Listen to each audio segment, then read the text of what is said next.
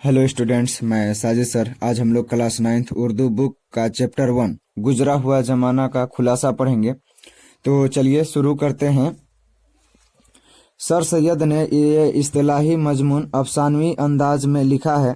इसमें एक ऐसे बूढ़े शख्स का वाकया बयान किया गया है जो उम्र के आखिरी दौर में एक ख्वाब देखता है कि वो अपने घर में अकेला है। रात डरावनी है और अंधेरी है। बिजली कड़क रही और बड़े जोर से आंधी चल रही है। वो बूढ़ा शख्स उस वक्त इंतहाई गमज़दा है। उसे इस बात का गम नहीं कि वो उस वक्त बूढ़ा और अकेला है। उसका गम ये है कि उसे गुजरा हुआ ज़माना याद आ रहा है जिसमें अपना कीमती वक्त जाया किया। लड़कपन के बाद जवानी का ज़माना सामने आता है। उसका सुडौल जिस्म जोश और खुशी से भरी जिंदगी थी। उस वक्त माँ बाप उसे नेकी और अच्छाई की बातें बताते थे, लेकिन वो उनकी तरफ तवज्जो नहीं देता था और कहता था कि अभी जिंदगी बहुत बाकी है, आने वाले वक्त में ये अच्छे काम करेंगे।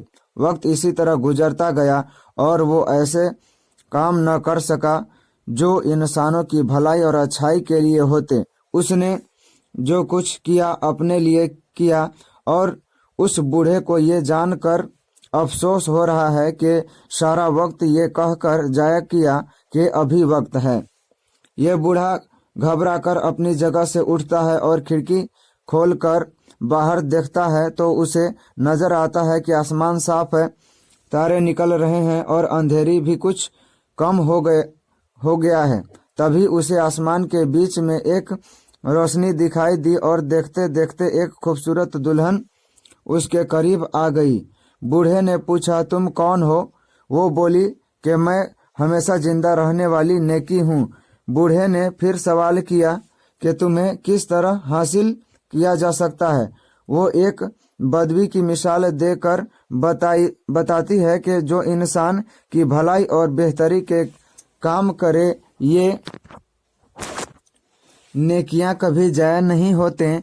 तमाम इबादतें जिंदगी तक हैं। मौत उन सब को ख़त्म कर देती है। इंसान को इंसान की भलाई और मुल्क व कौम की बेहतरी के लिए दिलो जान से कोशिश करनी चाहिए। इतना कहकर वो दुल्हन चली गई और बूढ़ा शख्स अपनी जगह वापस आकर बैठ गया और हसीन दुल्हन ने जो कुछ बताया था अपने कामों से उनका मुकाबला करने लगा। उसे अपना सारा गुजरा हुआ जमाना याद आ गया कि उसने ऐसा कोई काम नहीं किया जो इंसानों और मुल्क व कौम की भलाई के लिए होता। ये सोचकर उसने एक सर्द आह भरी और बेहोश हो गया। थोड़ी देर बाद उसे होश आया तो देखा कि उसकी माँ रोने और बेकरारी का सबब पूछती है। वो बूढ़ा जो दरअसल एक लड़का था, उसने माँ को सब बातें बताई। माँ ने कहा, जैसा उस दुल्हन ने कहा है वैसा ही करना।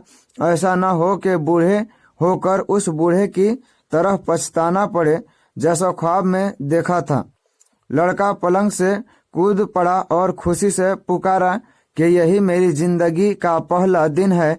जैसा उस दुल्हन ने कहा अब मैं वैसा ही करूँगा और खुदा तू मेरी मदद कर, आमीन। तो यहाँ पे ये चैप्टर का समरी कंप्लीट होता है। अगले वीडियो में हम लोग क्वेश्चन आंसर करेंगे। तब तक के लिए धन्यवाद।